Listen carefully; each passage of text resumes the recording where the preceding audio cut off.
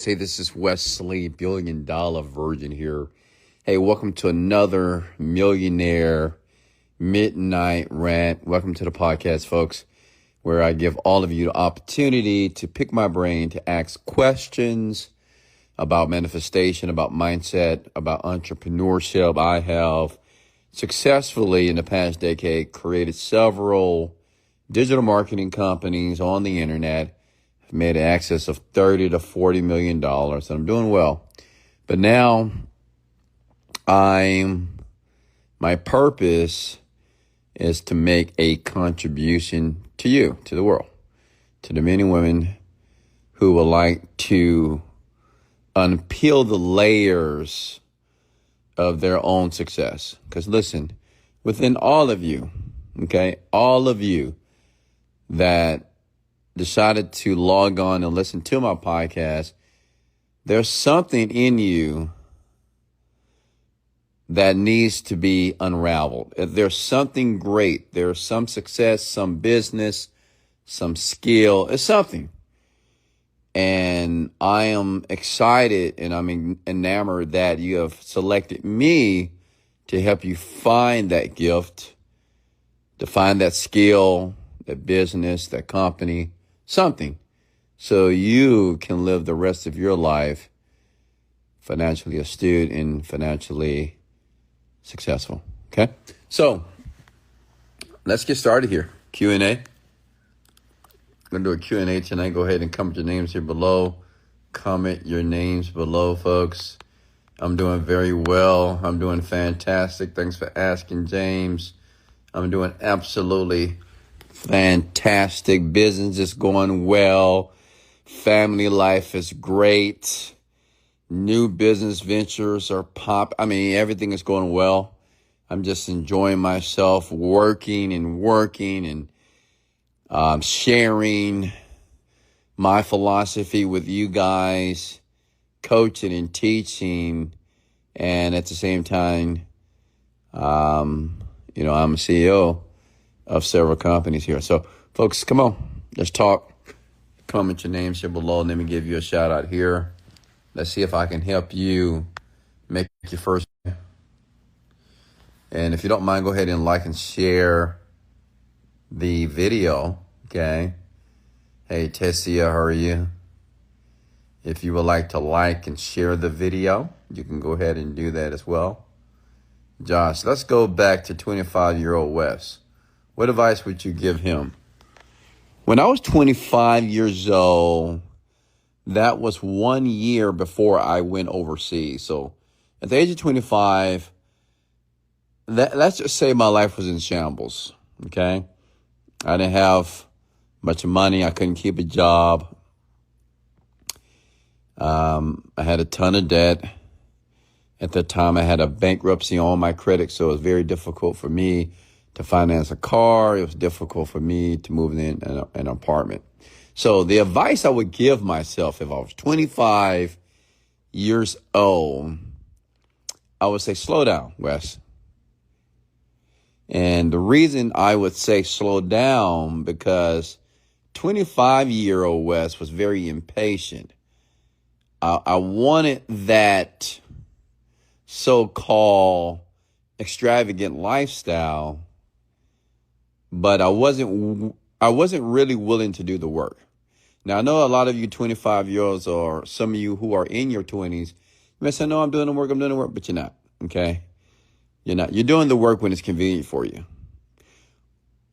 When I say I would actually really just be patient and do the work, at 25, I should have let go of all the friends. At 25, no party, no chasing women. At 25, just really locking in on me and developing the skill or making a decision on where I wanted to really pour my energy in. I would have journaled for sure. I would have read more books. So that's what I would have did. That's the advice I would give myself if I was 25 years old again. Well, I am 25, folks. Come on now. Okay. Did I help you out, Josh? Hey, Felicia, how are you? Oh, my arm is hurting. Hold on. My forearm here. Okay. Heard that loud and clear. You're very welcome. Scott, how are you, man?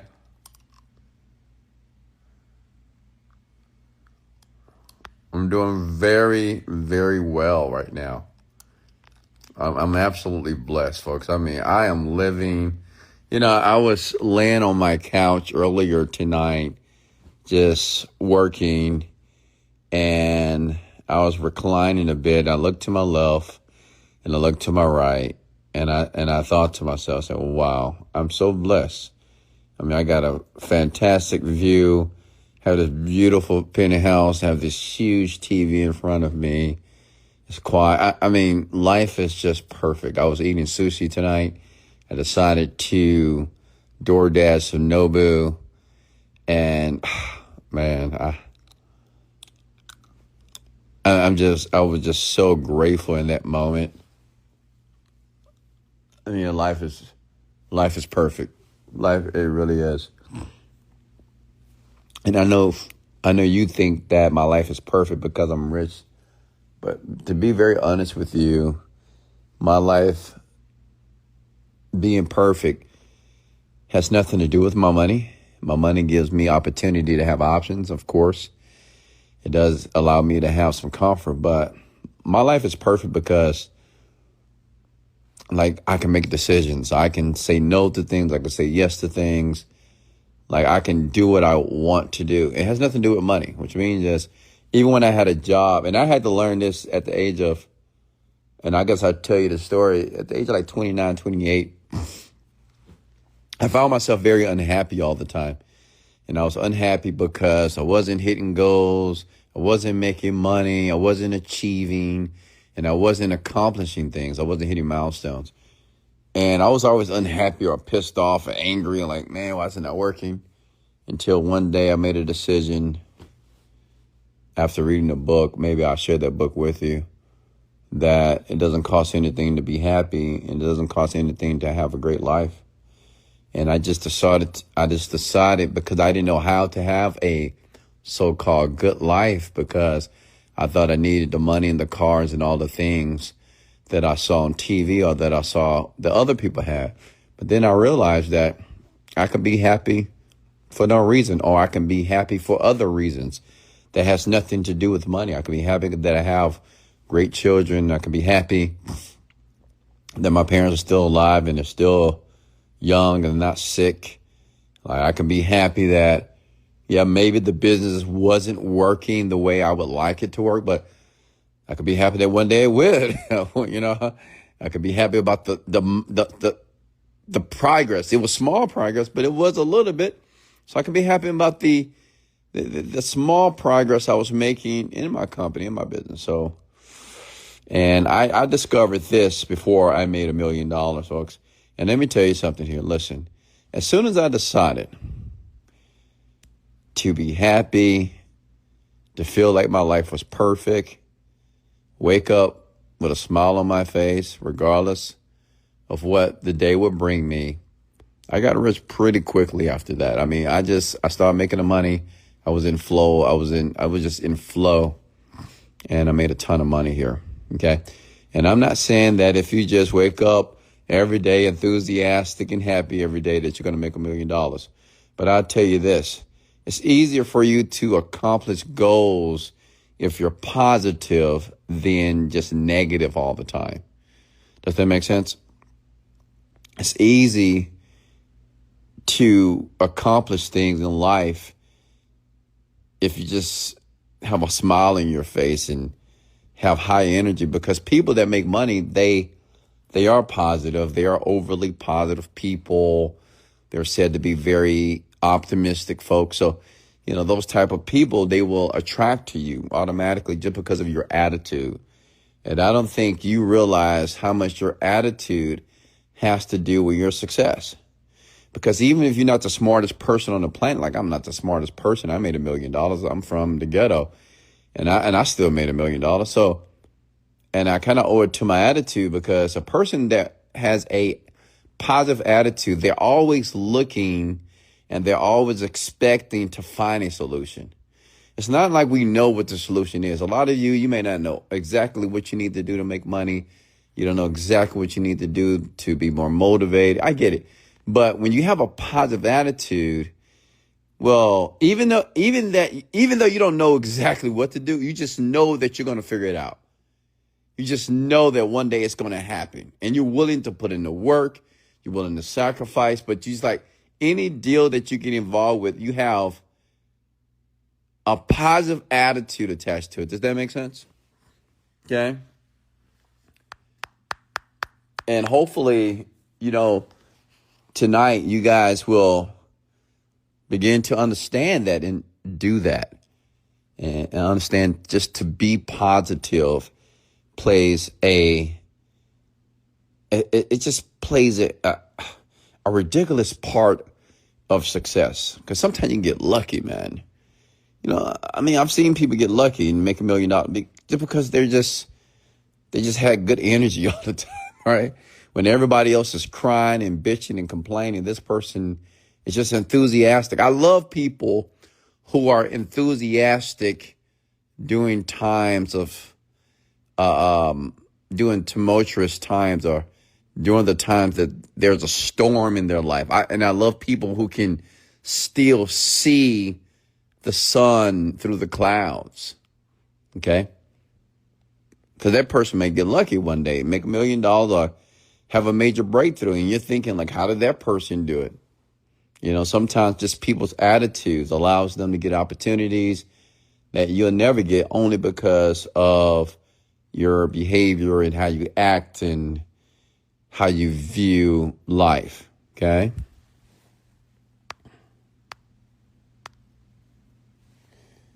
Should you be positive but taking action at the same time? Of course. I never said not to take action. Of course.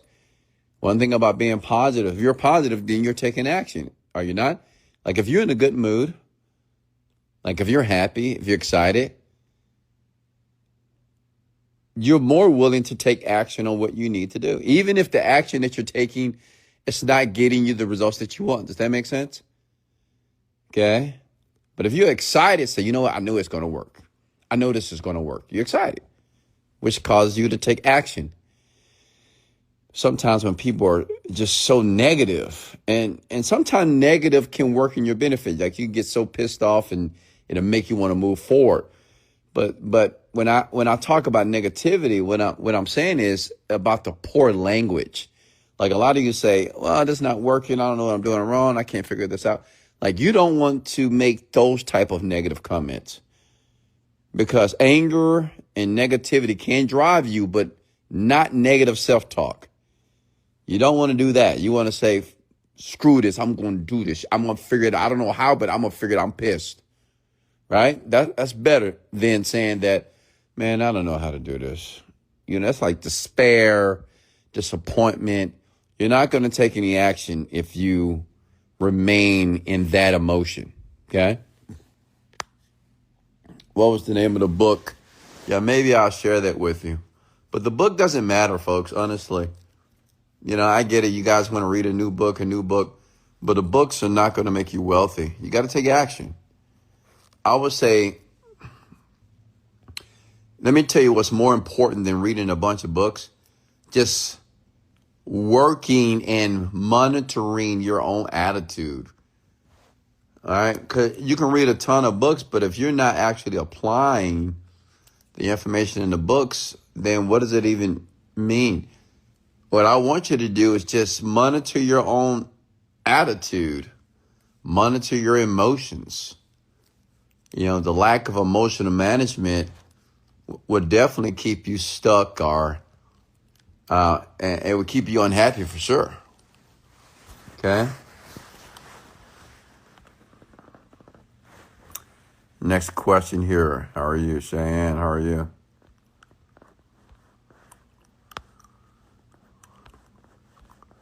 Questions for me here. Talk to me.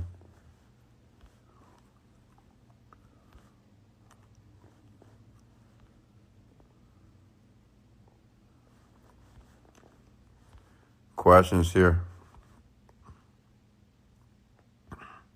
What advice can you give someone who's trying to start a business or become a successful entrepreneur, I would tell you this: stop trying.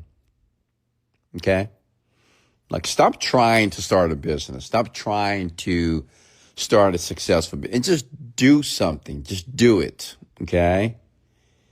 You know, the people that are trying to start a business, their issue or what's holding them back is they're trying to start the business that's going to give them the result that they want faster.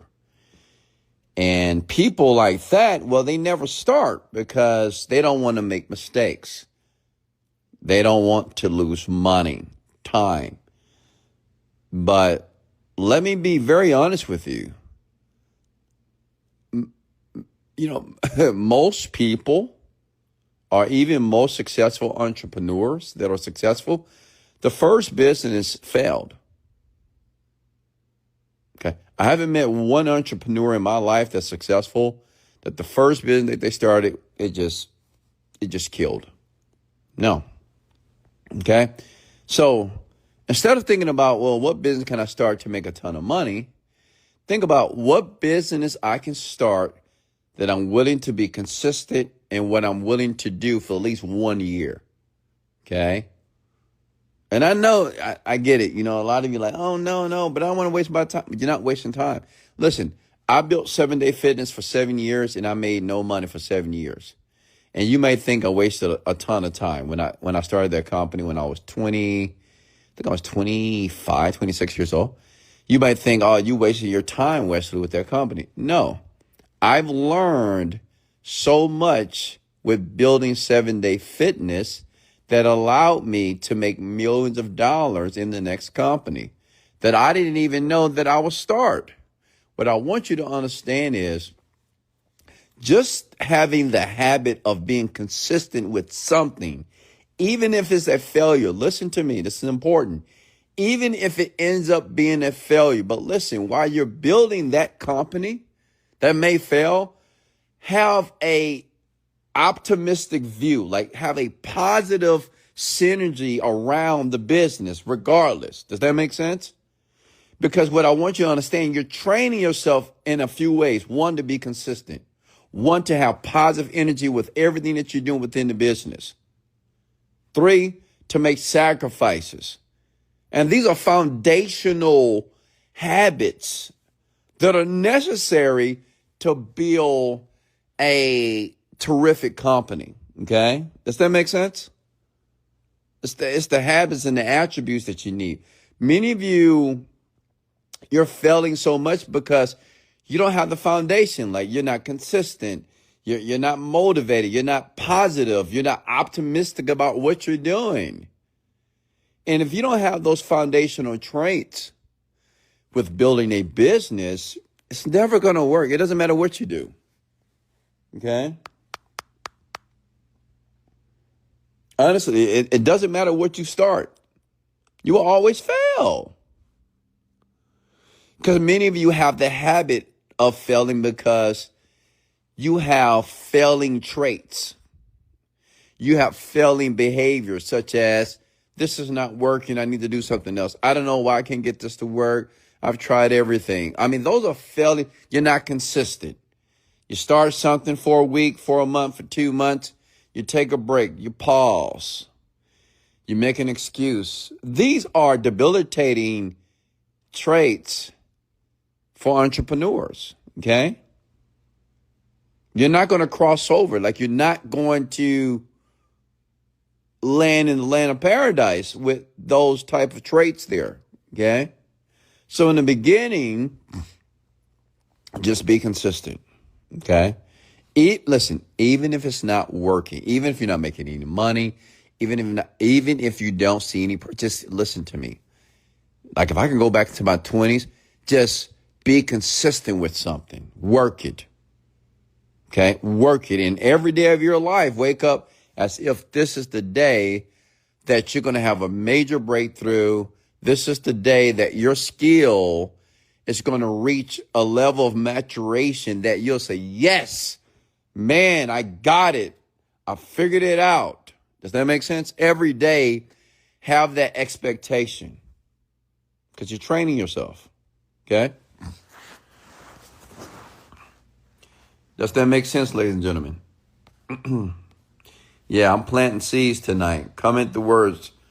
I'm planting seeds tonight in you. And I know that you feel the seeds that I'm planting inside of you right now. Why? Because every one of you, listen, every one of you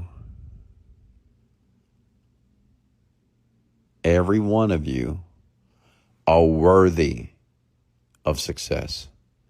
You don't deserve it, but you're worthy of it. Deserving success means that you put in the work, you made the necessary sacrifices, you went through the very tough, very just tumultuous times, and you made it. To be worthy of success, we just have to be born. Okay? Like if you can think, if you can make a decision, if you can choose to say yes or no, then you're worthy of it. All of us are worthy to be successful. We are all worthy, but we're not deserving of success. Okay? All of us are not deserving of success. To deserve something, you have to do something. There are actions that have to take place before you will ever get the opportunity to obtain what you want. Okay? Does that make sense? Maria Elizabeth, how are you?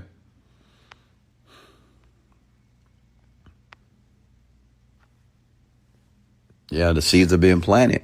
And listen, hey, come a little closer here. What you're doing right now, by listening to me, seeds are being planted in your mind. One thing that I learned in my later 20s was this, and I read a book, obviously. Maybe I give you the book as well. I've shared this book before. But everything that we hear, everything that we see, that you watch, that you experience, your brain is accumulating this information. Like you're spending maybe 45 minutes to 2 hours with me every night, where your brain is accumulating this information, okay? Now, I think we all can agree that we get what we think about. Well, if you want to get something different, you have to think differently. To think differently, you have to expose yourself to different things. Okay? And it's quite simple. Like if you want to make millions of dollars, listen to a millionaire. Okay? Who was the millionaire? Wesley Virgin. Okay? So you're listening to me. Maybe every night it won't click. Sometimes it will click. But it's okay. It's like hearing a song over and over again, and then one day you're able to sing the song. You're able to memorize it. Okay? Are you with me? So right now you're doing yourself a service because you're listening to information that's from a man that's worth $30 million. A man that used to be like a lot of you. Procrastinated, dismotivated, lazy, looking for the shortcut. So I've been there, okay? But now you're doing yourself a service because now you have made a decision to listen to something different. Right now you could have been on TikTok, could be playing a video game, watching TV, watching Netflix, watching Tubi, but no. You made a decision to listen to information that may change the trajectory of your life. Okay, how do I know? Because that's what happened to me. As soon as I stopped listening to all that radio, when I stopped watching so much social media, and I just started to listen to successful people, true story, day and night, over and over again.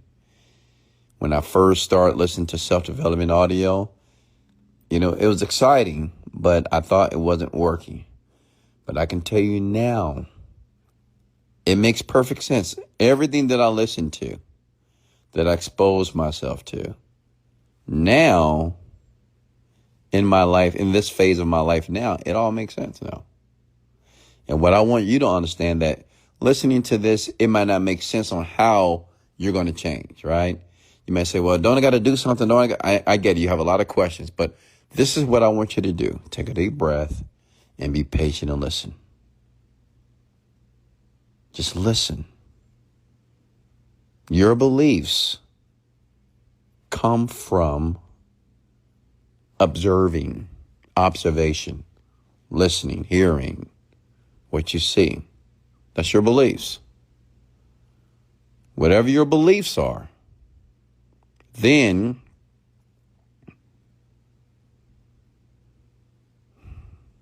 leads into your actions. Make sense? And many of you, if we're all honest here tonight, there's some actions that we need to change. And there are some actions that we need to begin. Okay?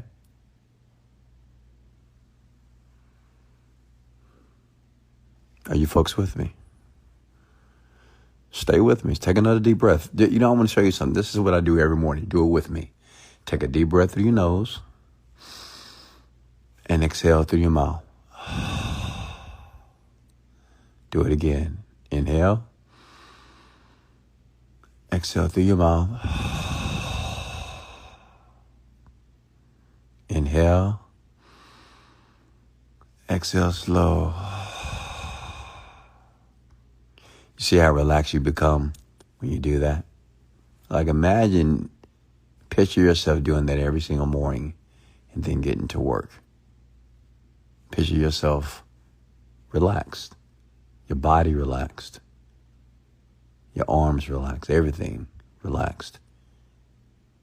And then you begin to do what you do. You do your work. You take action on your goals. But now, instead of attacking the day with stress and anxiety, you attack the day with finesse, with a very calm spirit. Are you with me? In flow. Okay? Like I said, it's a lot to learn here. I get it. Some of you ask me, Wesley, how did what did you do to become the way that you are? Well, it took decades, obviously. I mean, it's years upon years upon years upon years of repetition, of repeating certain habits over and over again. The same concept or the same method that Steph Curry can drain a ball. He can hit a 3-point shot like 99% of the time. You know why? Because of the repetition, folks. He just shot 500 to 1,000 shots a day. Like, imagine doing that every day, 500 to 1,000 shots. So imagine doing what you're currently doing every day. Listen, like, if you get what you think about most, the question is, what are you thinking about most of the time? You got to pay attention. Like, many of you are not in flow because you're not paying attention to your day-to-day activities. Like, your day-to-day activities is the reason why your bank account is where it is. The reason why you drive the car that you drive, and why you live where you live, and the relationships that you're in with people. I mean, just pay attention, folks. Like, many of you are looking outside of you, looking for the solution for your life. It's not outside of you. It's not even with Wesley Virgin.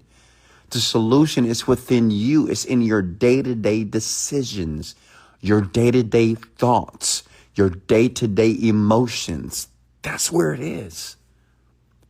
That's where, if anything's holding you back, it's you. It's that. It's that day-to-day stuff that seems to be trivial. You think it's insignificant, it's unimportant. Oh, it's not a big deal. It's just, but that's what it is. You follow me? Okay. Thank you, Angel the model. She says, you literally taught me how to manifest money. I wish I could hug you.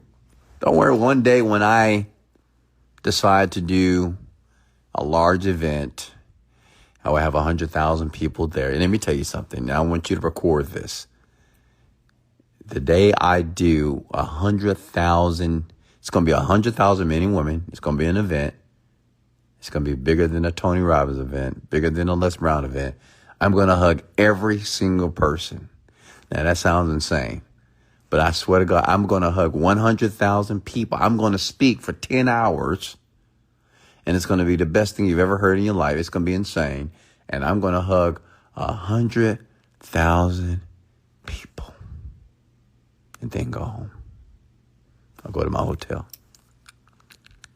because I love people, and I love to watch people make progress, because progress equals happiness. It does. When people make progress, they're happy. They're excited. They have a smile on their face like, yes, I'm making progress. Yes, it's working. It's working. It feels good, does it not? Okay? So question for me. Talk to me.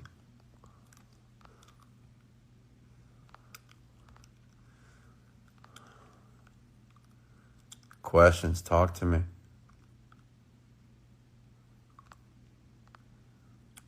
Wes, can we talk to the people who are progressing? Yeah, sure. How many of you are progressing right now? Give me a thumbs up or say, yes, Wes, progress. If you're progressing in your life right now, I want you to write the word progress. I'm progressing, Wes. Because listen, don't get it twisted. Everybody that listens to me are not broken and down in the dumps in a dark spot in their life, super stuck. We have people. I met a lady the other day when I was getting ready to leave for the gym. She says, Wesley Virgin? I said, yes. She said, I'm Legal Think Tank. Legal Think Tank is she's an Instagram follower. That's her Instagram name. She says, I knew that was you. Thank you so much for what you do. This month, I'm going to do $60,000. Yeah. Black woman, beautiful black woman. $60,000. She said, thanks to you. Come on now. So I share that with you to let you know that there are people on my rants that are making money and they want to make more. So if you're making progress, tell me what I can do for you. Okay? And if you're making progress, then what do you need help with? What do you need? Because this, listen, and it's nothing wrong with realizing that you need help. Okay?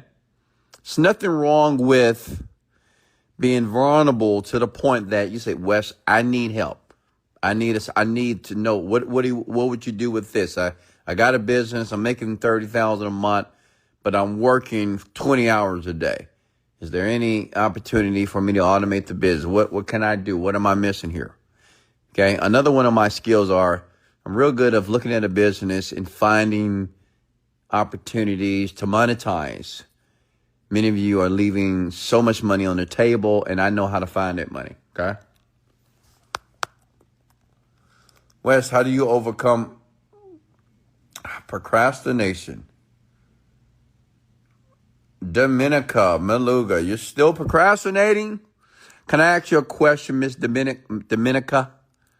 Why do you think you are procrastinating? I know you want me to help you overcome it. I can. But my question is, why? Why do you think?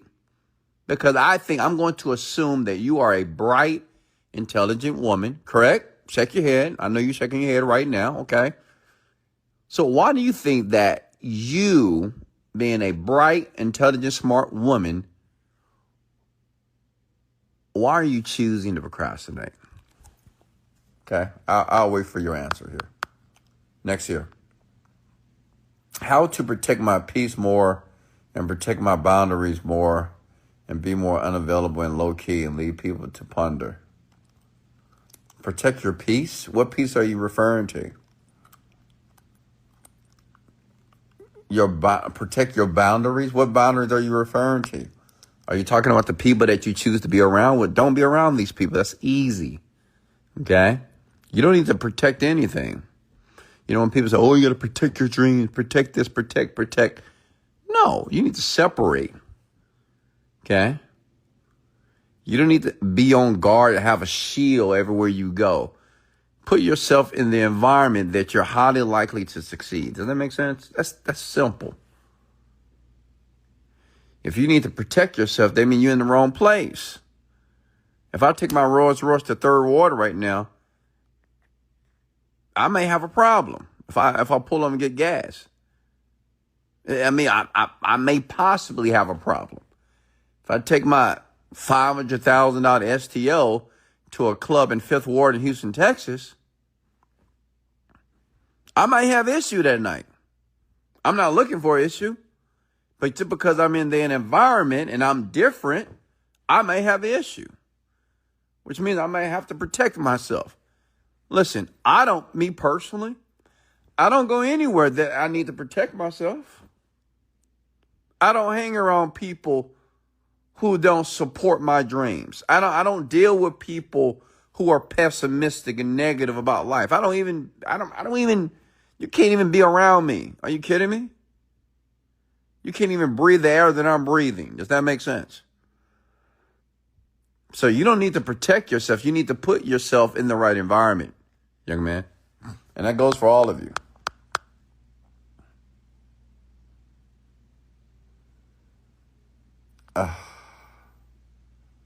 If you're fully invested, how do you leave? Leave what, Gina? What are you fully invested in?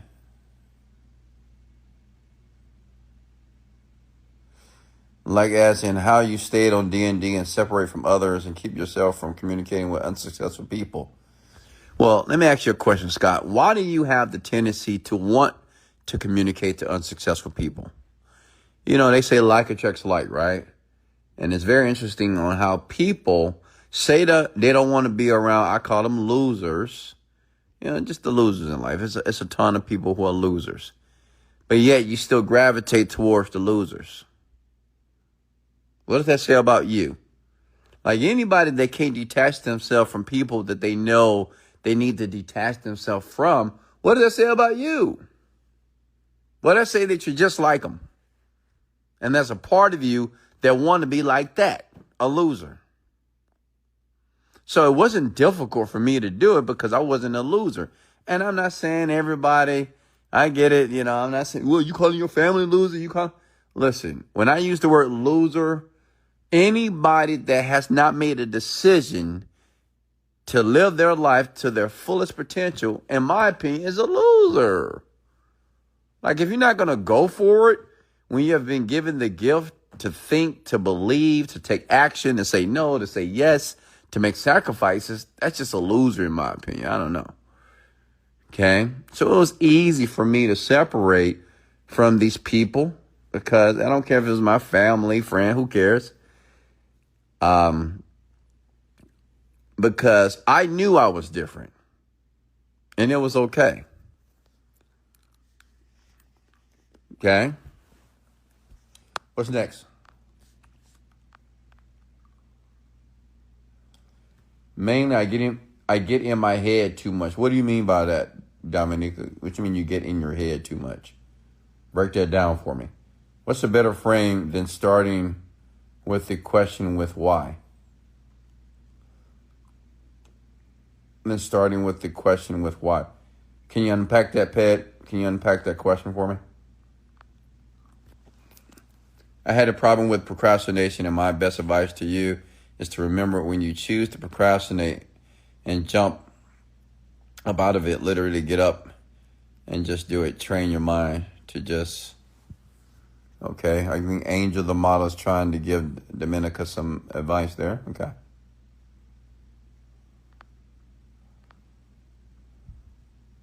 And that's damn Gina. Okay. Damn Gina. What about when people try to contact you and reach out or visit you, or you see people in the community or world? How do you respectfully still but stay on your path? Well, if they contact me, if they don't leave me a voicemail, then it's not important because my phone is on Do Not Disturb. If I see them in public, hey, how are you doing? You doing well? Great. I mean, listen, let me share something with you. Sometimes I do see people that haven't seen me in a long time. And let me tell you how I am with these people. You might think I'm a bit surly or a bit rude, but I'm not. I'm just different. You know, I might say, oh, hey, Wes, what's going on? I say, hey, how are you? You doing well? Hey, nice to see you again. That's it. I swear to God, that's what I do. Hey, how are you? Oh, okay. Well, I haven't seen you in a while. Hey, nice to see you again. And I move on. Honestly. Like if it's somebody, I don't know, old friend, old family, whatever. I don't care what. It doesn't matter. Hey, Wes. Oh, my God. I haven't seen you in a while. Oh, hey, how you doing? Hey, I'm doing well. Hey, nice to see you again. And I move on. That's it. It's awkward for them, but not for me. Because they want me to stand with them for 5 to 10 minutes and talk about whatever. I don't have time for that. And that's not being rude, folks. Acknowledge the people. My advice to you, Scott, you acknowledge them. Because listen, what you have to realize, and this is what a lot of you are holding on to, you're not willing to change. It's like you want to change your circumstances. You want to change your life, but you're not willing to change. You got to change on how you deal with people. People that want to talk to you for 5 hours, 1 hour, listening to them cry and complain, whatever they're doing, right? Talk about things that are just absolutely insignificant. That has to stop. Unless that's your significant other, unless that's your wife, your husband, your boyfriend. These people, you need to learn how to be short with them. Yeah, before you used to bullshit with your boys, bullshit with your girls. But that has to stop. You got to change, and people need to see it in you. You know how you know you're not making any progress? If people are not complaining, like your previous friends or your current friends, if they're not seeing that you're changing in some way, well, that's the reason why you're not making progress, because you're still trying to change, but yet you're trying to appease these people, please them. Well, that's my mom. Well, that's my dad. Well, that's my friend. You know, let me take this call. Let me talk to my friend real quick. I know they need me. Let me do this. But hello, you got a goal and a dream, correct? They are grown adults. My question to you is, why aren't these grown adults? These are grown people. These are not children. Why are you acting like you're their father, their mother, or like their caretaker? You're not their therapist. You're not their psychologist. People will spend 2 hours and 3 hours on the phone talking about nothing, talking about shit that they know they need to stop doing, that they know they need to disassociate themselves from, but yet they're telling you the same thing again. That's taking time away from you to develop yourself to become who you want to be. Does that make sense? Okay?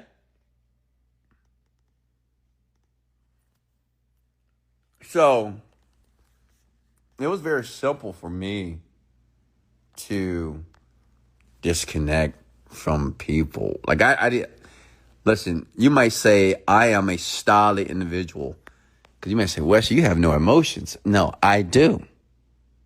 I do have emotions. I love my woman, love my children to life. However,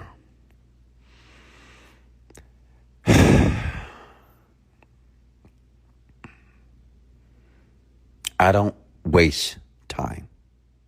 Okay? That's one thing I'm not going to do. And I'm not going to waste time with individuals that want to waste my time. And you're going to discover there are a lot of people, all they want to do is waste time. Okay? Next question for me here.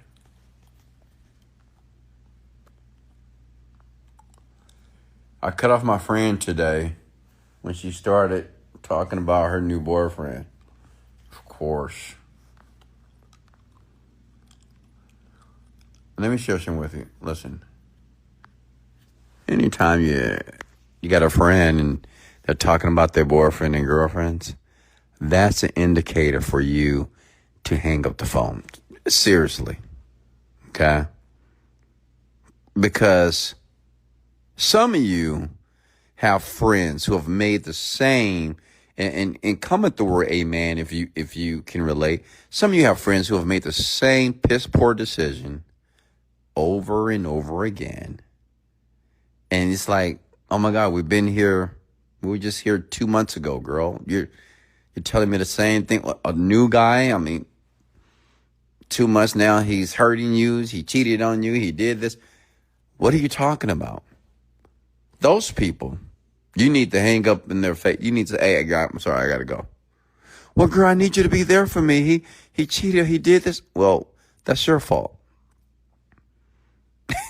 Honestly, that's what I would say. I'm tough on it. People don't want to talk to me because I'm going to be direct with you. Well, that's your fault. That's your problem. You screwed up. Okay? You put yourself in another situation and I'm not going to even talk about it, but you know what I'm talking about, ladies and gentlemen, correct? Okay? So, those are time wasters. Honestly, just time wasters. This is why disconnecting from piss poor people, y'all gonna call them piss poor. They're piss poor individuals, and there's a lot of them. And many of these people are your friends, the people that you're close to. But you have decided to make a decision to be different, correct? For you to be different, you have to do something different. That means you can't spend hours and hours talking to people, talking about irrelevant situations and irrelevant things. It's just a waste of time. Okay? You can't just be texting people back and forth for no reason, just texting very futile. What are we doing? What's the point? Like, what are we talking about in this text message here? Okay, you're calling me. Okay, what do you need? Talk to me. Oh, you complain? You asking me for money? No, I'm not available. Oh, how you doing? I'm just trying to check on you. Listen, I don't need you to check on me. Okay? You're not my dad, you're not my mother. Now, you might say it's rude, but listen, let me share something with you. Why is it important if you are a grown man and a grown woman? Why do I need other grown men and other grown women checking on me? Checking on me for what? Let me give you an example. If you call Wesley Virgin, hey, Wesley, I'm just checking on you. And I say, yeah, man, I'm having a hard time, man. Can't pay my Rolls Royce note this month. It's $4,000, man. God, really? Yeah.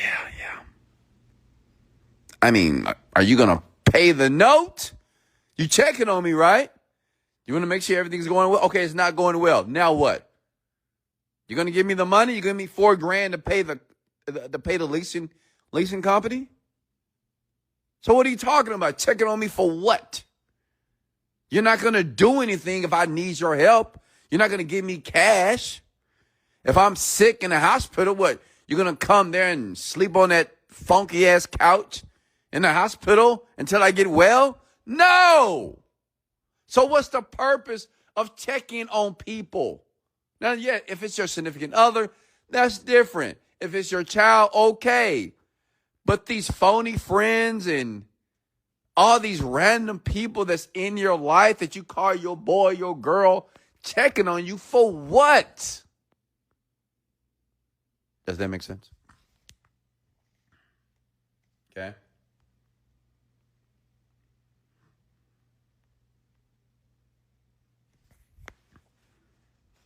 It's not important for you to check on people, and it's not important for people to check on you. What's important is for you to check that goddamn bank account. Can I get an amen? Let's check the bank account.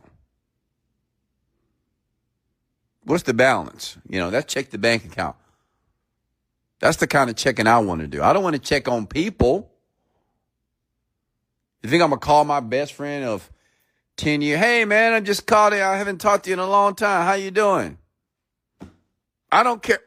And I know it's going to sound insensitive, but I don't care how he's doing. I'm being honest. I don't care. I'm sure he's doing well. And if he's not doing well, I'm not going to do nothing about it. He can tell me a sob story, a sad story.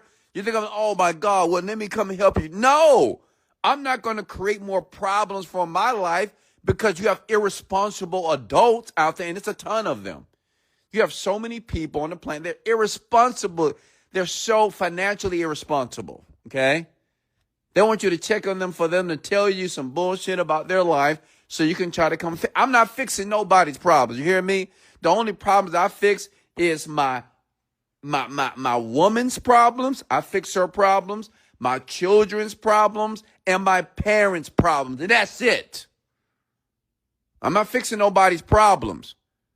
And I want you to realize that too. Don't feel obligated to fix people's problems because they tell you. And many of you are not even in the position to fix nobody's problems.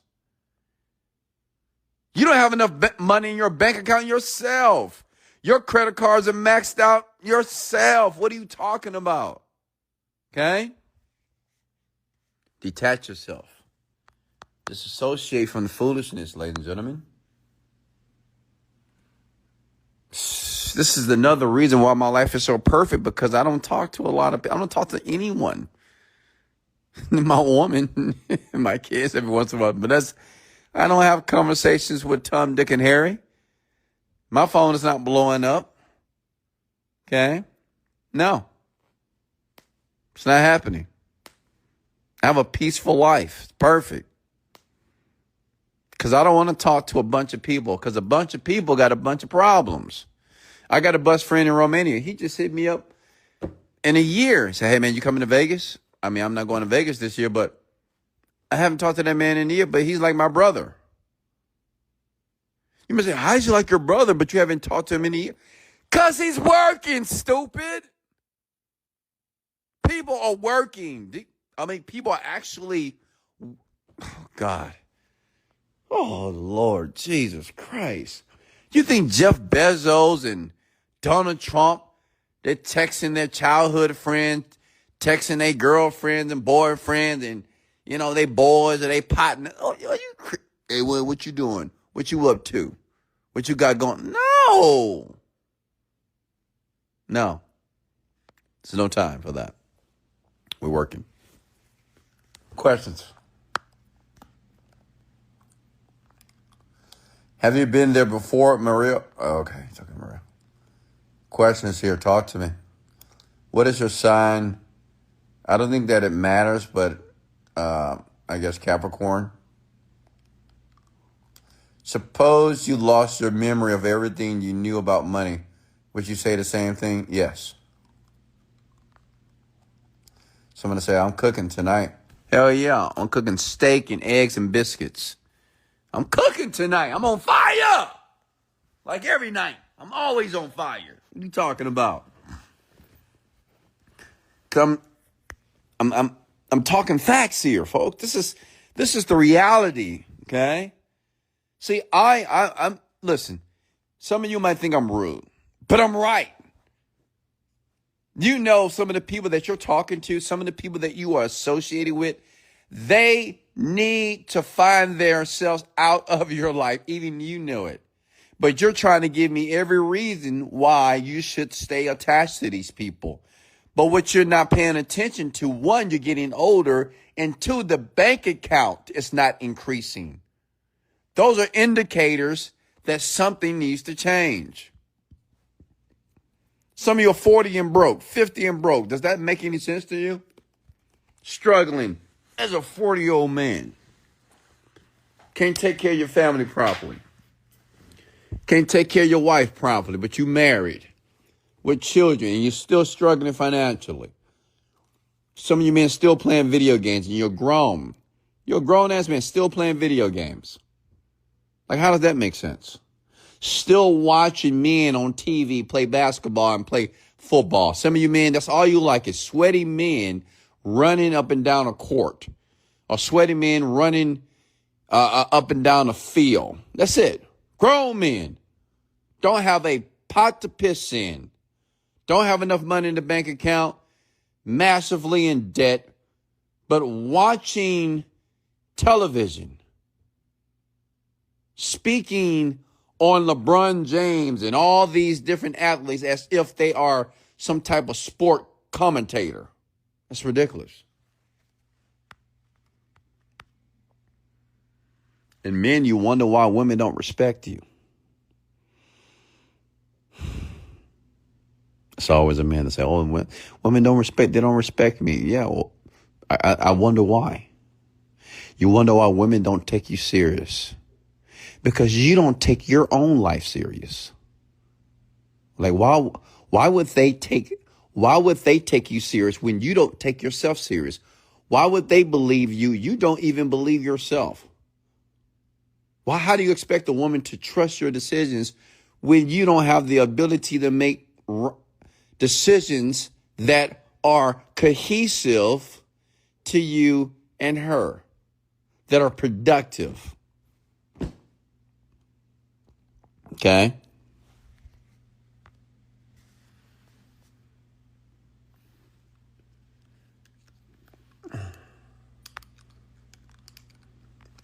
What's next here?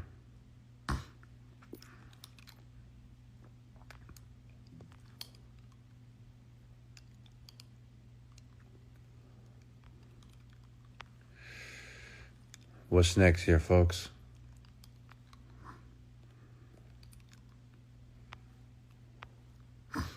Next question here. How do you handle risk and uncertainty in business? Screw it. I don't care. Listen, in my opinion, there's no uncertainty. If I do something, I'm certain about it. If I make a decision, that's the freaking decision. Until otherwise, that's what we're going with. There's no uncertainty when I make a decision personally. Within 3 months, 6 months, or a year, if that decision was not the right decision for that particular system or for that particular deal, then I change it. But when I make a decision, I don't doubt myself. When I make a decision, I stand on it. Period. This is what we're doing. I believe in it. Let's go. Full force. Okay?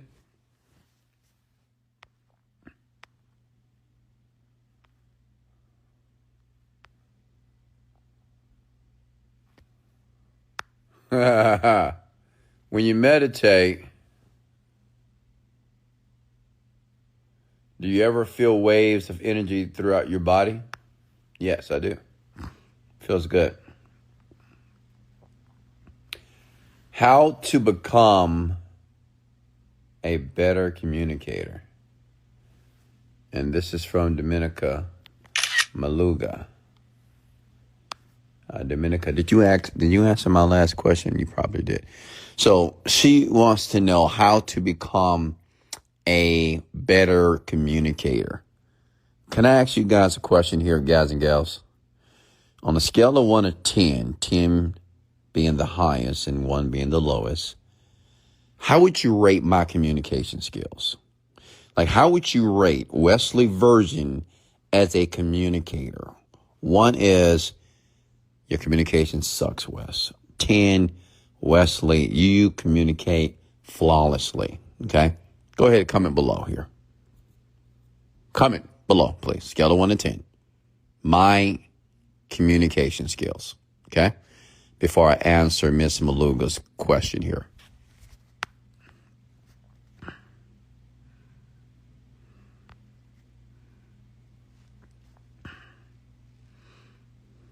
Okay.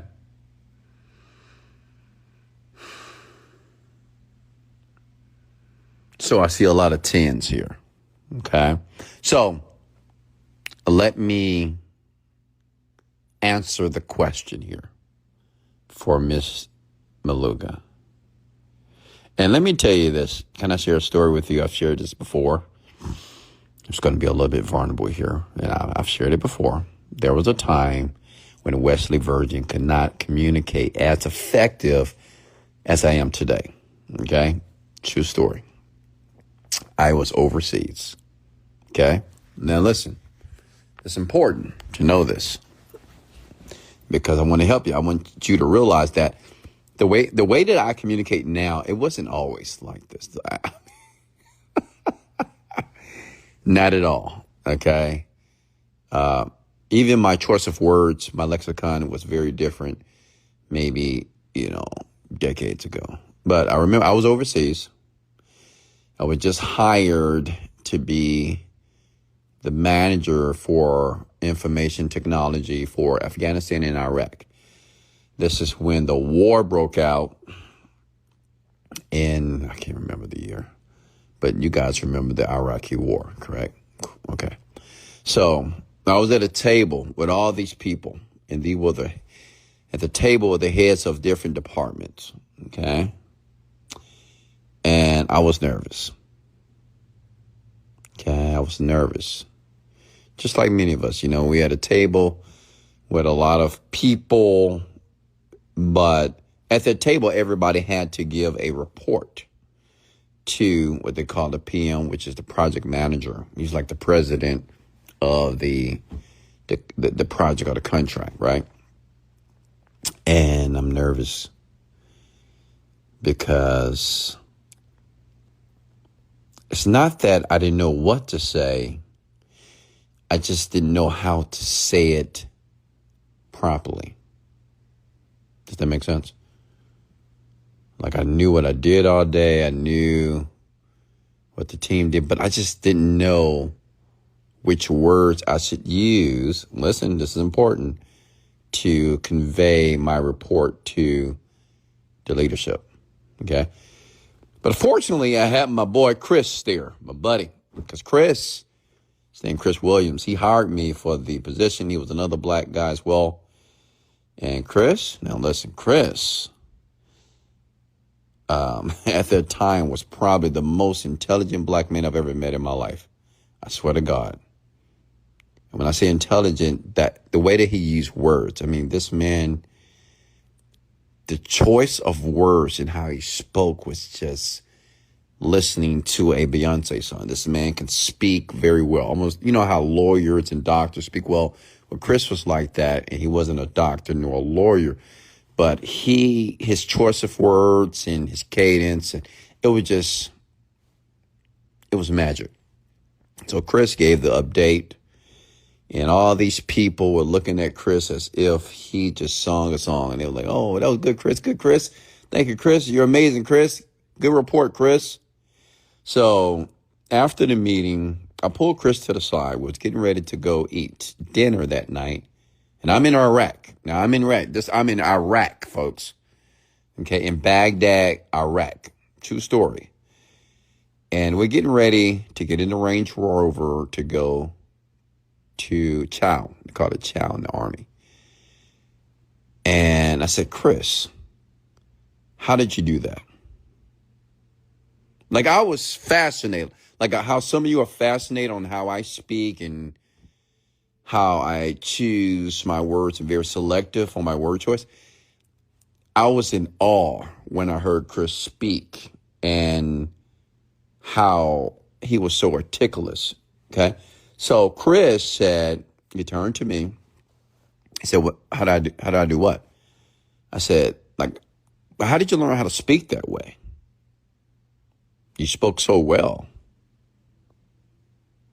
I felt if they would have selected me, I don't think I would have did a great job of articulating myself. And he looked at me and said, "Wes, easy. You need to educate yourself." That's what he told me.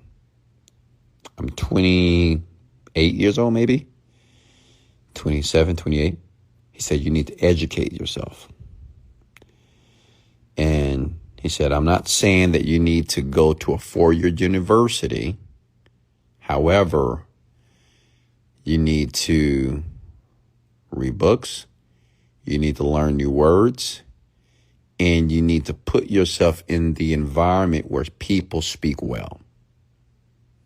That's what he told me. And let me share some with you. From that point, and this is a true story. So I had a vehicle when I was in Iraq because I was a manager. So I got a vehicle. In the vehicle, I had a CD. I'll let you know how long this was. I had a CD. It was called Word Power, I believe, by Brian Tracy. And I'm not sure if you can get that today, but I will listen to that CD every day, learning a new word. And every day I would attempt to inculcate the word a part of my surface lexicon. Your lexicon is just the choice of words you use on a day-to-day basis to express yourself. You have a surface lexicon and you have a deep lexicon. Deep lexicon are words that you are aware of, but you don't use them in your day-to-day language. So every day, and I did this for a very long time, folks, I will learn new words. Now, not just that. Now listen, Dominica, I will learn new words every day. And there was an opportunity for me to use the words, I would use them, okay, when I was speaking or talking to people. Two, I will only listen to, I spent several hours listening to people that spoke well. Because the reason why before that, the reason why it was hard for me to find the right word, I know some of you are like that, right? It's like, Wes, I can't think of the right word, or I know what I want to say, but I just can't say it. Well, the way that you speak, like even your language, your choice of words, and even how you communicate it, is based upon the influence of the environment. Okay? So just think about your top 3, top 5 friends. Think about how your mother communicates, how your father communicates, the people that you spend a ton of time with. Well, how they speak is how you speak as well. Because the way that we speak is influenced based off the environment. Does that make sense? Hello? Okay. The way that we speak is based upon the influence of the environment. Okay. Right? There's so many different dialects based off how you grew up, schoolmates, co-workers. Okay. So that's 2. I will listen to great orators, people that spoke very well, over and over and over and over and over again for several years. Okay. So one thing I learned, and I'm going to give this to you, Dominica, something that you can do right now, immediately. And all of you can do this. If you want to become a very articulate individual, do this. Learn how to speak slow. Okay? I've talked about this on previous podcasts, but learn how to speak slow. You see what I did there? I'm taking my time. I'm talking to you. So every word that I say, you hear it. You can process it. And you can respond. The reason why talking slowly is important, it gives you, the receiver of the information, one time to process. And then, since I'm the speaker, it gives me the opportunity to think and prune my words and select them properly. Does that make sense? The reason why almost all of you talk fast, because when we're thinking, like when you're thinking about something, you're thinking about a story you want to tell, you're thinking about something you want to tell another person, our thoughts are faster than what our mouth can actually disseminate. Like we're thinking and we're trying to talk or speak or communicate as fast as we're thinking, which is why we talk fast. Well, this happened. I went on, because the thoughts, they're overwhelming. They're fast. The issue with that is you're not going to give clear communication styles to the person. Like, you're not going to give a clear message to the person. They're going to hear you, but they may not necessarily understand the impact of the thoughts that you're trying to portray. Does that make sense, ladies and gentlemen? Are you with me? Okay. So speak slow. And 2, here's another one for you, Dominica. Listen. Learn how to pronounce and enunciate all the syllables in words. Okay? Enunciate and pronounce syllables in words that you're speaking. See what I'm doing here? Now, I know it sounds crazy. You might say, but even when I speak this way, I know I have your attention. I know that you're leaning in and listening to every word that I'm sharing with you. Okay? Even though I'm talking slow, I'm thinking and selecting my words carefully. Okay? When you first start doing this, it's going to feel strange, okay? It's going to feel strange because many of you talk like this. Many of you say, oh, well, I got to go to work tomorrow, then I got to do this, then I got to, you are so accustomed to rambling and yapping and talking 5,000 miles per hour, okay? Listen, take a deep breath through your nose. Exhale through your mouth. Are you with me, Dominica? And talk. See, I'm calm. Say, Wesley, yes, I understand what you're sharing with me right now. That makes sense. So the next time you have a conversation, take a deep breath because you want the body to be calm and relaxed. So now, when you're speaking to people, not only do they hear you, you have an opportunity to influence them. Dominica, did that make sense to you? Everyone, did that make sense to all of you? Comment below, please, if you got it. Okay.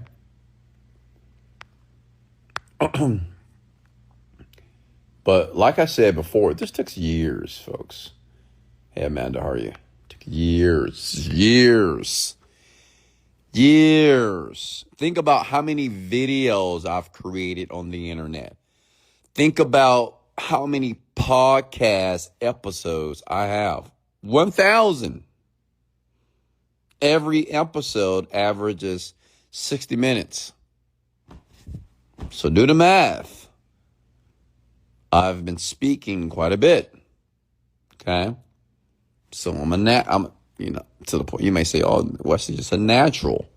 He just knows what to say and how to say it, which I do. Back in the back in the day before I was in a relationship, women would tell me, say, Wesley, you always say the right thing at the right time. It's like your choice of words. It's like you know what to say. And what they didn't realize, it's not about what I said, it's how I said it. Does that make sense? See, when people are typically nervous, they talk fast as well. Blah, blah, blah, blah, blah, blah, blah. They just blah, blah, blah, blah, blah, blah. Okay, people are nervous, talk very quick, fast, rapidly. When a person is calm,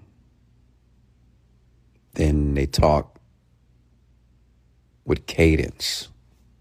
They pause. I used to tell women, oh my God, I don't know if I should bring this up.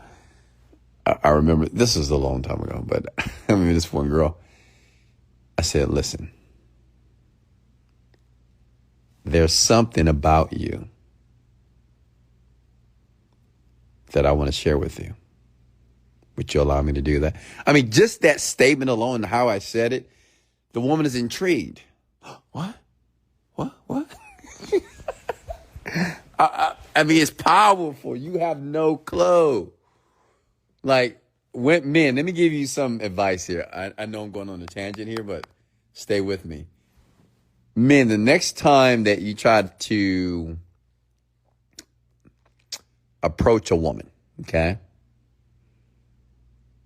Instead of saying, oh, hey, how you doing? You gorgeous. Hey, how you doing? Hey, you pretty. Or, how you doing, gorgeous? How you doing? No, do this. Say, excuse me. Can I share something with you? You have two of the most beautiful eyes. That's all. Hey, I'm Wesley Virgin. Nice to meet you. And you can walk away. It's powerful, folks. It's the pause. The pause. Okay? If you don't believe me, try it. Instead of saying, hey, how you doing? Oh, hey, gorgeous. Hey, girl. Ooh, you look so good. Oh, you're so gorgeous. You're so amazing. No. Hey, how are you? I mean, listen, you can. Oh, God. Okay, let me stop.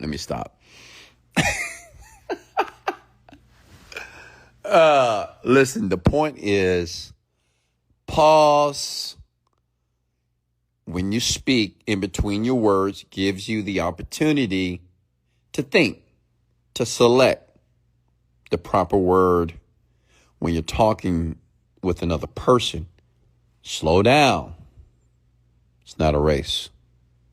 Because I want people to hear me, okay? Like, I want you to hear me, and I want you to listen to every word that I'm going to share with you.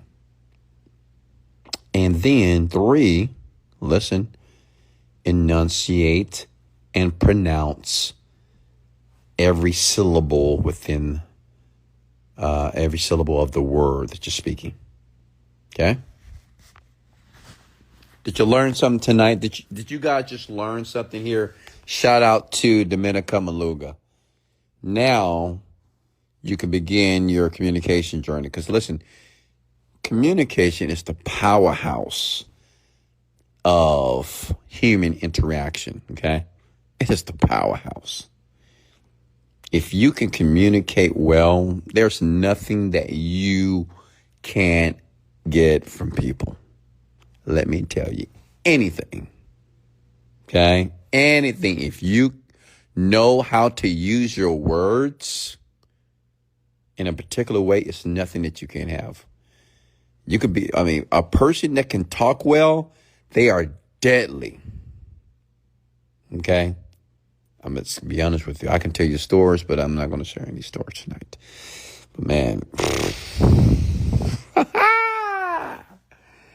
this is what I teach my children. I said, learn how to communicate well. Learn how to use your words. Okay? Learn how to play with your tonality, your voice inflection. And the fastest way to do this is just to listen to great speakers. And don't listen to Pookie and Ray Ray. Don't listen to Pookie and Ray Ray. That's the reason why you use filler words.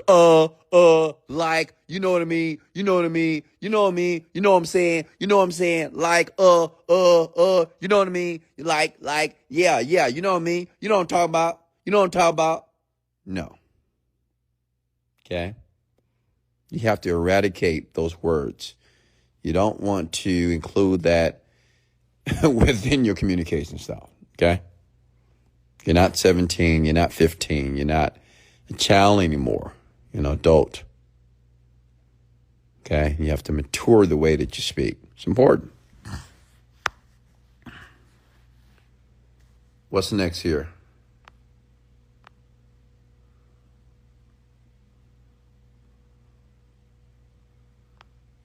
Questions for me here. Hey, Emily, how are you? Any more questions here? Many babies will be made tonight. Why is that? Wes, yesterday you showed how to use ChatGPT.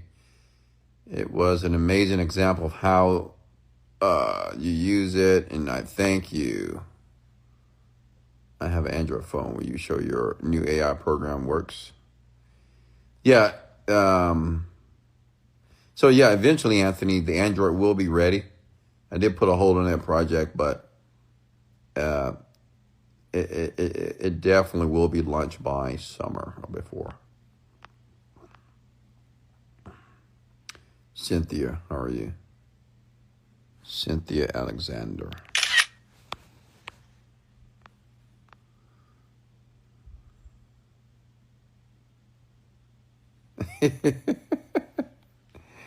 Somebody said, finna make me go upstairs. See, there's the problem there. QMC, Jonathan Townsend. You see how you wrote the word finna? Now, I'm not going to pick on you, but listen here. I'm here to help you. Finna. Now, I would assume that you are a man, like you're an adult, and you just wrote the word finna. Finna is not a word. Okay, maybe it's in the Urban Dictionary, but it's not a word. It's poor language. Finna make me go upstairs and whisper in her ear slowly. You got to do better, man. And I understand that, Listen, many women, you have been writing and talking a certain way for so long. But not being able to speak well or write well will affect you. It's going to weaken your efforts to succeed or to be a part of certain opportunities, okay? It could be a job, career, even when you're trying to, like men, court a woman. They had on TikTok, they have something called Pop the Balloon. It's funny to me. I watch it for entertainment. And they had a black man that a few women popped a balloon. This little black girl, she popped it. She says, because she doesn't speak well. She said, I don't like your day-to-day speak. You remind me of my little brother because of your choice of words. And if you will listen to the gentleman, he will repeat, you know what I mean? You know what I mean? You know what I mean? You know what I mean? You know what I mean? You know what I mean? Type shit. I mean, I'm thinking, oh my God, like what's going on here, folks?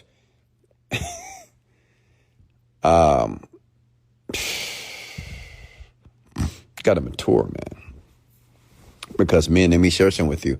A man that can communicate well will always win over you. Doesn't matter if you're you can be the best looking man on the planet. A man that maybe he doesn't look like you, or maybe you're more attractive, but he will win. Because a man that can use his words properly will always get the woman all the time, folks. So men, let me tell you something. A man that can speak well is dangerous. So learn how to use your words effectively. Okay?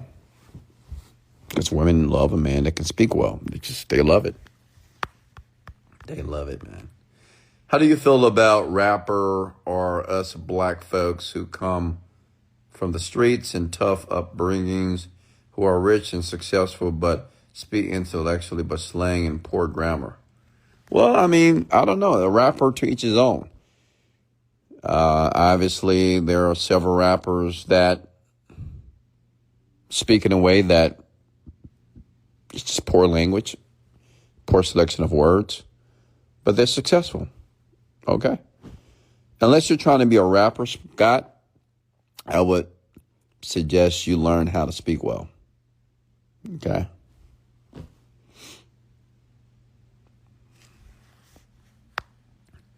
Do you think women will pop balloons for Wesley Virgin? Yes. First of all, I would never appear on that show as a grown-ass man. Like, to me, a grown man, not even a high value, just a grown man in general. Why would I be on a show? Like, think about it for a second. Why would a man go on a show like that to be in a lineup with men and or even be a man and have a lineup of women and they have to pop the balloon if they think you are attractive or they don't like something. Like, why? My question is, what are these men, like, what do they do for a living? And why are they not doing that? Like, what thought, like, were they just laying in their bed when they say, you know what, I want to be on this show too? A grown-ass man looking on TikTok, saying, you know what, I want to be on this show and I want to see if women are going to pop the balloon on me. But that sounds like some childish, adolescent behavior, in my opinion. I don't think an actual man or a high-value man, an adult, but why?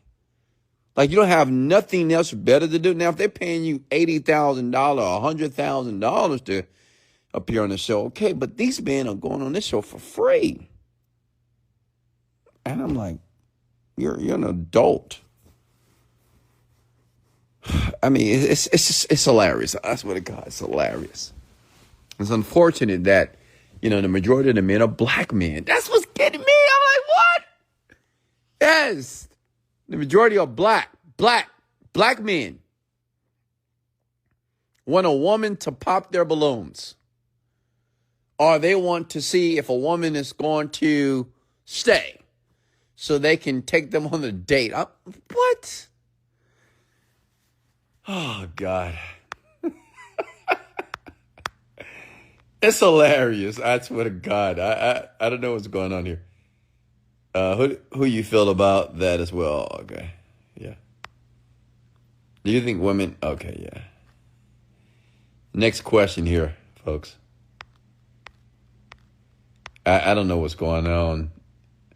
Sometimes when I'm on social media, I'm not understanding what's happening out here. What are people doing? God. It's just, the world is very interesting. I mean, people are doing just insane things. Just things you would just never, I mean, one thing about social media, you're able to see how creative people are. But, yeah. What's next here, folks? Let me help you. Talk to me. Are you getting value? Did you get any value here tonight, folks? Did you learn something here? Hey, Lexi, how are you? Lexi Flores, how are you? I mean, did you learn something tonight? Did any of you learn anything tonight? Okay, we have a lot of ladies on here tonight. Cynthia, Alexander, we got Anna. How are you?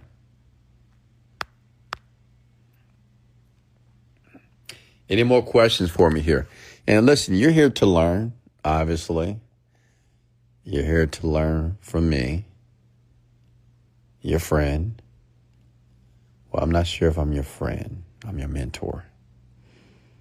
Because I'm not going to have drinks with you. Now, listen, I love you folks, but I'm not having drinks with you guys. I'm not going to meet you out at the club. I'm not going to meet you at the bar. It's not going to happen. Why? Because I'm working. Which is exactly what you should be doing as well. So whenever you guys hit me in a DM, hey, I love to take you to dinner. I love to take you. I don't want to go. I don't want to go to dinner because I have a chef. I don't want to go to lunch because I have a chef. And I don't want to have a drink because I don't drink. Unless we're drinking water or prune juice or celery juice. I don't want to drink. No, I don't want to do it. I don't want a tequila shot. Okay. Hey, Cindy, how are you? Cindy Castillo. Okay. Do you pray every day, Wes? How do you feel about praying to God? No, I don't pray. But it's okay if you do pray. What's next here, Rhea? How are you? Shahida, how are you? How are you? A man of character. How are you? Any more questions for me before I let you go? Okay. We have Andreli. Okay, any more questions here?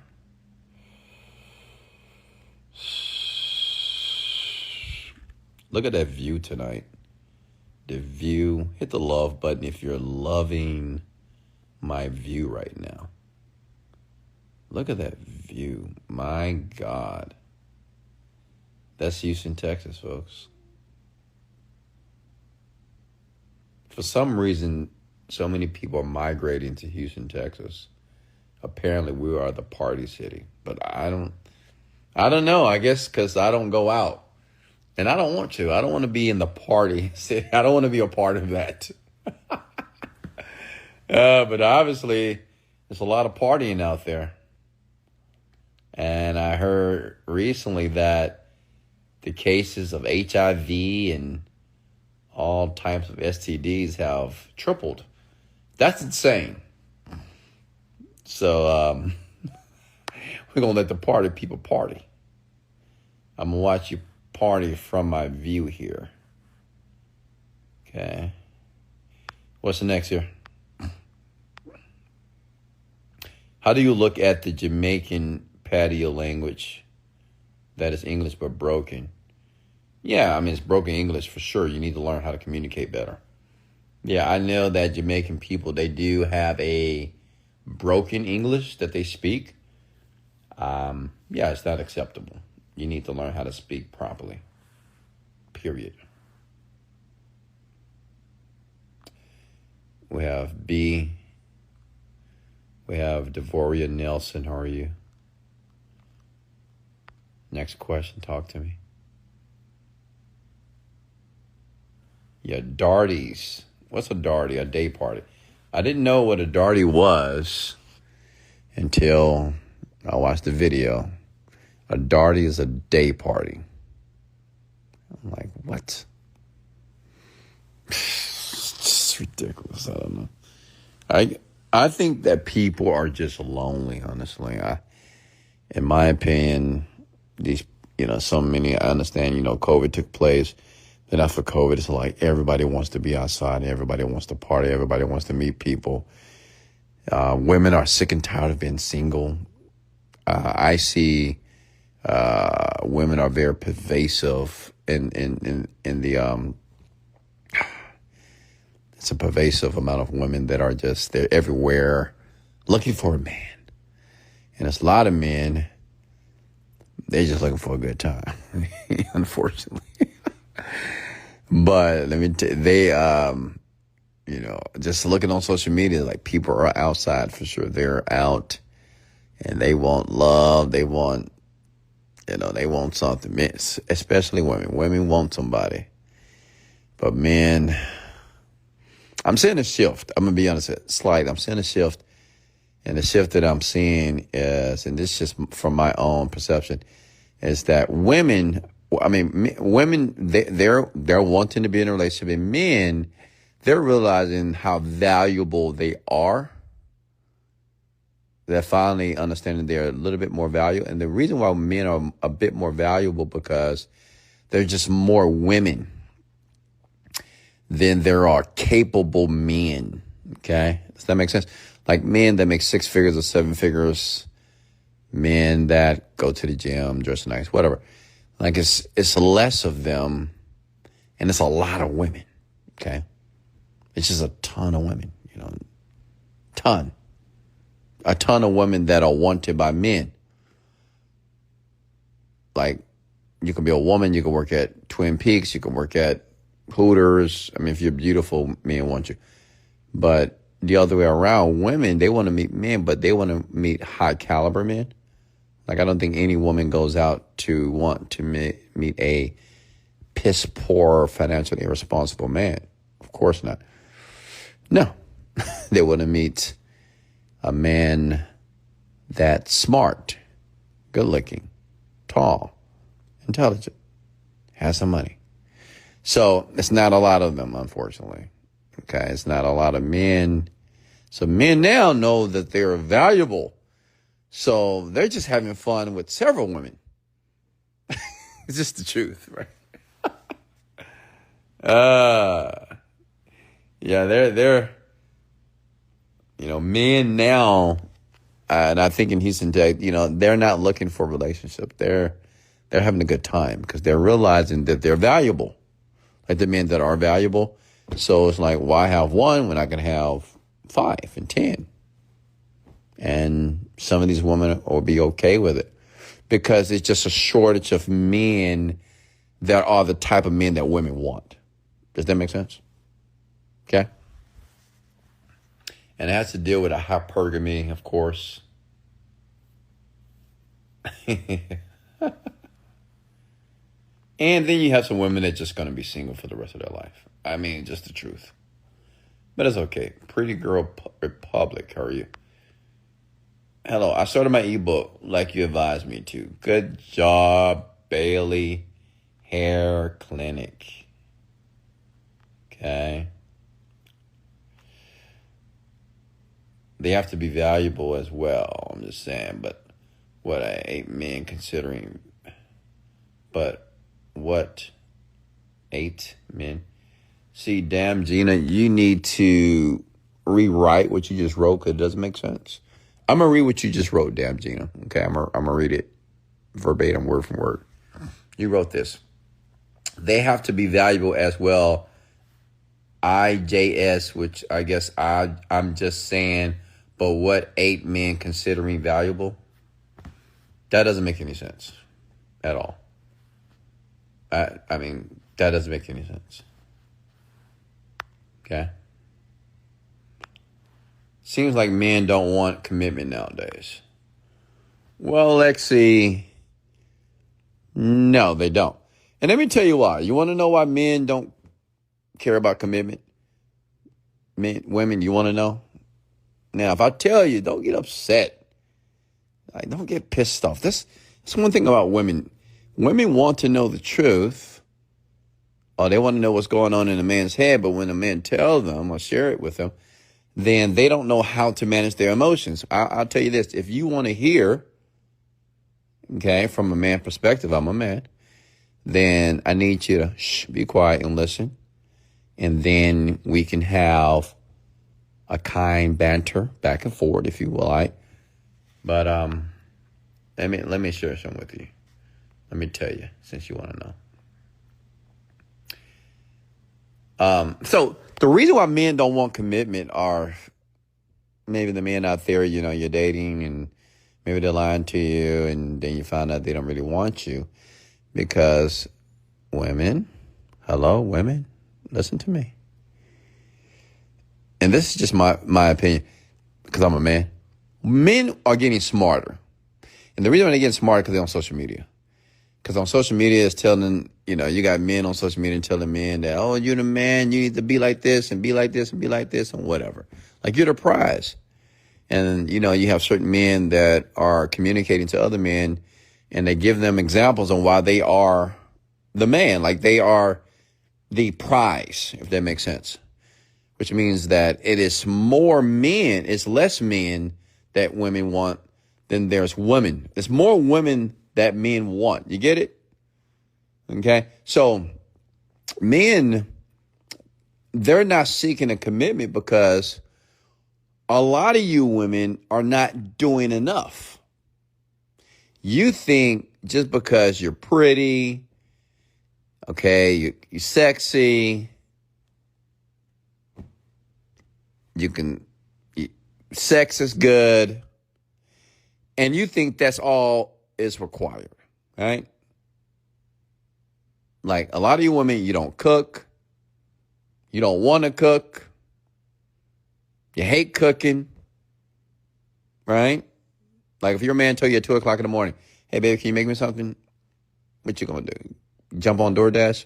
Like you don't cook. That's one. 2, you're not nurturing. Most of you women don't even know how to nurture a man properly. And that stems from because maybe your mom didn't nurture your dad. So you didn't have seen it. So you don't even know how to nurture a man. Okay? You don't know how to take care of a man properly. Are you with me? Some of you women, and listen, you women are unaware, because unfortunately men for so many hundreds of years have put you on a pedestal, which means you don't have to do anything. You just, like some of you women that have OnlyFans pages and Instagrams, You put your little naked picture or your little provocative picture online, you get a lot of likes. You put your Cash App on there, you get a lot of Cash Apps. And you have to do nothing. You show them your feet, you smile at them, you get Cash Apps. So you never have to do anything. But until you find the man that you want, okay? This happens to all women, by the way. When they actually find a man that they really like, yeah, their hearts get broken. Because, see, that man requires certain things, but he doesn't necessarily want to tell you. You should know. Like cooking, come on, cook. Cleaning up after yourself, not just sitting on your phone, on social media all day, laying in your bed doing nothing, not going to the gym. Like, come on. Not working out. Not paying attention to your man. So why would a man want a commitment when we can have 5 women and you can have each woman do certain things that every woman don't? Because maybe there's no opportunity for him right now to find that one woman that can do all those things, but he can get Mary, Lex, Gina, Katrina, that can do, like, somebody can cook, somebody can clean, somebody nurtures him, somebody speaks to him softly, someone's very agreeable. I mean, does that make sense?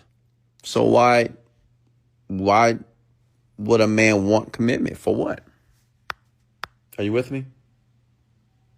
Women, if you really want to find a man, if you want to attract a man, well, you need to act. When you find a man you like, you need to act as if that man, like, you have to act as if that you're willing to do whatever you need to do to make sure that man stay in place. And you got to think, because maybe you haven't thought in a while as it relates to a man, because you think a man only wants sex. A man do want sex, but not only sex. A man wants you to be agreeable. A man wants you to give him compliments. A man wants you to support his dreams. Your man wants you to have a smile on your face. Your man wants you to be nurturing. Your man wants you to take care of him. He wants to feel that you care. Like you're thinking about him and you're thinking about the things that need to be done. And you're actively making that man's life easier.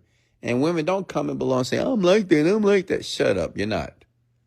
Okay, that's why you don't have any men. You're still lonely. You're still single. So don't give me this bullshit. I'm like, that's exactly what I did. I did everything. No. You did everything except what the man required because he didn't tell you. But I'm telling you. So now you know. Okay? You need to do everything for your man. When I say everything, make his life as comfortable as humanly possible. Okay? Does that make sense? So when he thinks about cheating on you or think about the next girl, he needs to consider that, what am I losing? Because if you ain't doing much, she's not losing anything. Okay? So you need to, when you find a man that you really like, you need to demonstrate your value. Let him know that you're so valuable that he's not even thinking about another woman. And even if he did think about another woman, he won't act on it. Make sense? You get it? Okay?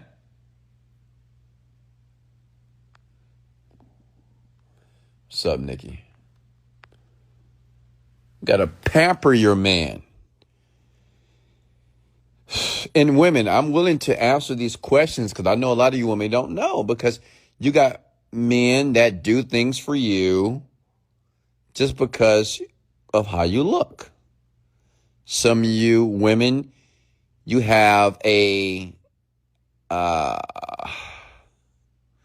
can I say this? When you speak to him, your tone and how you deliver the information, he doesn't like it. Okay? Learn how to be kind. Learn how to be soft-spoken. Be agreeable.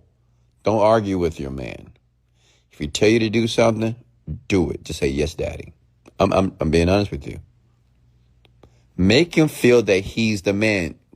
Let me tell you why, if you don't do this. Another woman will. I swear to God, man. They will. Women, you got to be smart. You're supposed to be smarter than men. So it's another woman that's going to do what you're not doing.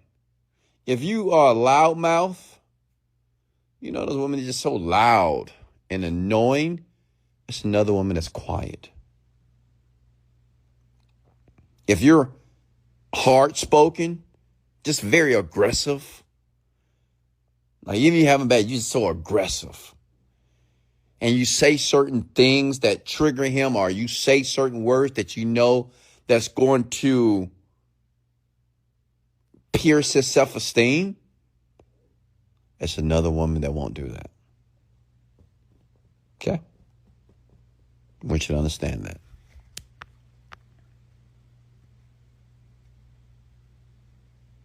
Yeah, so now you're learning, women. Now you're getting it. So it's not that a man doesn't want commitment. No, there are men that want commitment, but if they're not being treated properly, and some men, they don't know how to articulate themselves in a way to communicate to a woman his needs. It's unfortunate, but some men just don't know how to share it with you without you being triggered. Okay? But there's things about you that he likes, so he deals with you, but he will deal with a few others as well. Okay? But I'm here to tell you, because I don't care, honestly. I would tell a woman exactly what my needs are, but I shouldn't have to do that. Because me personally, I select women that I know, like, even if I select a woman, I know within the first, it don't take too long. I know if she's going to be a long time or a short time. A long time or a short time. I just know every time. You know, I may deal with you, but you short time for me. I'm not even thinking about you. And I know the woman that's more long term. Okay? So you get it? If your man, listen, women, repeat after me. If my man is hungry at 2:00 in the morning, I will feed him. Hello? Comment below. If my man is hungry at 1:00, it doesn't matter the time, you will get up and you will cook that man a meal, whatever he wants. Okay? Hey, Wes, do you have products I can be an affiliate for? Not currently.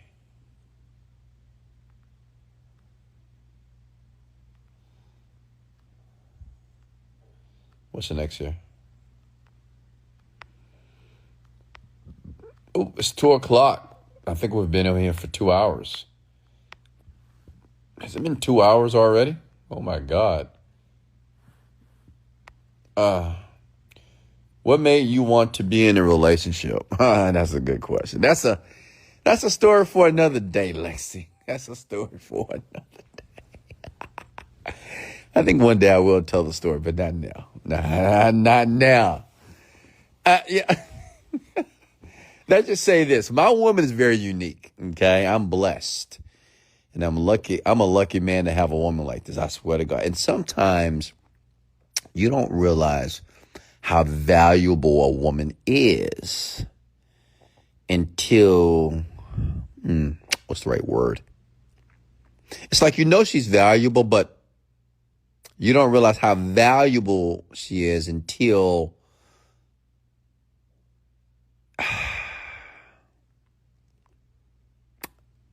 I would say you guys are no longer together, maybe. Okay. But I have a perfect woman. I'm not going to lie to you. I'm blessed. My woman does everything for me. Literally everything. Everything you can think of. She's perfect. I'm blessed. Okay. And, you know, it was a decision that I made. I had to consider, because I'm a logical person. So I had to consider women and being with one woman. Okay. And to me, it's just more beneficial right now, this phase of my life, just to be with one. Because even when I had what they call the roster or team, I didn't know there were names. You have to manage the roster. You have to manage the team. People want to see you. Oh, can I come see you this time? Women going out on this. I mean, you just got to talk to these people. Okay, I don't want to talk. Honestly, I don't want to manage all these people, all these women, at all. And, I definitely want to manage them when they're upset or, you don't ever see me. Oh God, you don't call me. You don't call. You don't. Oh, no. Like, just imagine having several women like this, because it's going to happen, because obviously you can't be with all these women at one time. And every woman has their, oh God, it's just, can't deal with that. I remember when I had several women at one time, and I remember, I'll tell you the story. So I had this one girl, okay, and something happened and she was in jail. I know it sounds crazy, right? But she didn't do nothing terrible. It was just, tickets. And then I had another girl that came over that weekend while she was in jail. So me and the other girl, we're hanging out. Then when she left, Jailbird get out of jail, comes to the house, and she finds a letter that the weekend girl left. I'm like, what? So weekend girl left something in one of my drawers in the bathroom. And let me tell you something, man. Women will do this. Women will do very interesting things. They will leave stuff all in your house. For somebody else to see it. And they be, oh, I forgot my earring. Oh, I forgot this. Oh, did I leave that? Did I leave that? Yeah. So, jail girl found the note. And my God, she was on my ass, man. Oh my God, Jesus Christ. I mean, she was just so pissed off. Now listen, I'm not in a relationship with any of these women.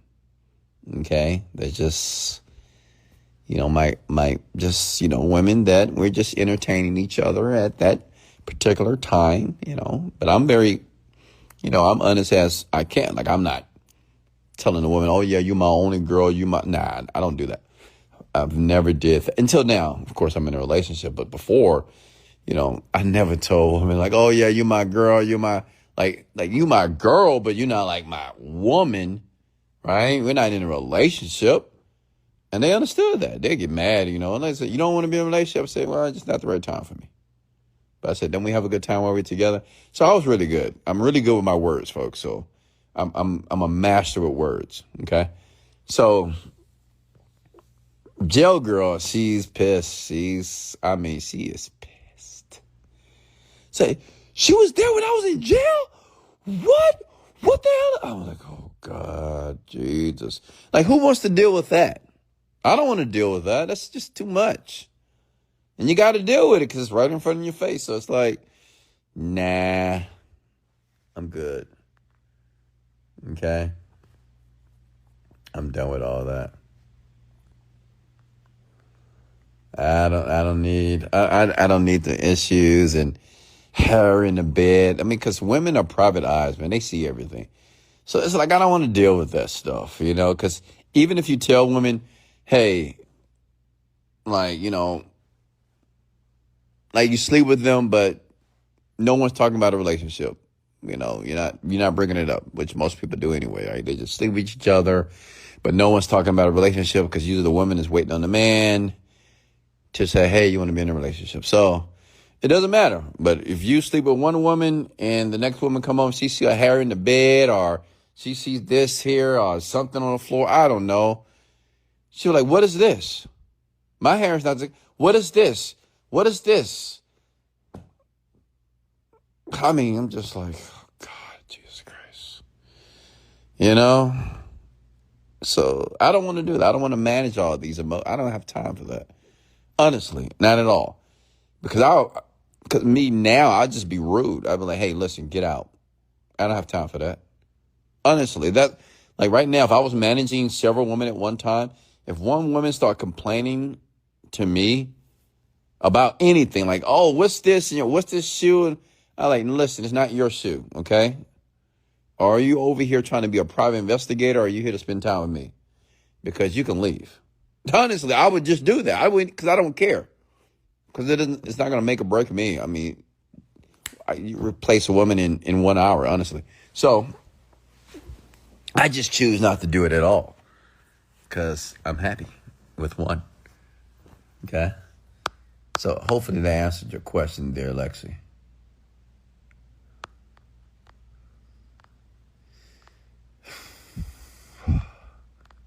Any more questions here? You have a product on the marketplace. Yeah, in Warrior Plus, but not in any other marketplace. We got Jessica Mitchell. She's Coco, the female hustler. Hey, Adriana, how are you? Good job, Angie Brunk. She says, whenever her man is hungry, she will feed them. That's what I like. That's what I want. That's what all men want to hear. Why don't you get a Bugatti, King? Because I don't want one. Hey, Viv Empowers, how are you? All right, ladies and gentlemen, if you don't have anything else for me, we had a good time tonight. Come with the word value if you got value. If you just arrived, listen to the podcast episode again. It was fire. It was good.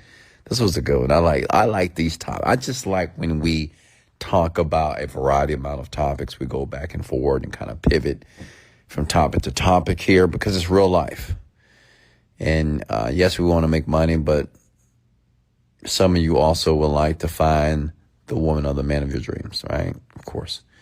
So I'm always willing to chime in and share my philosophy with you here, okay? So if I don't have any more questions here, I'm going to go ahead and let you go. I'll see you tomorrow night, 12 o'clock sharp, maybe 12:20, who knows? I'm working. But much love. This is Wesley, $1 Billion Virgin, and let's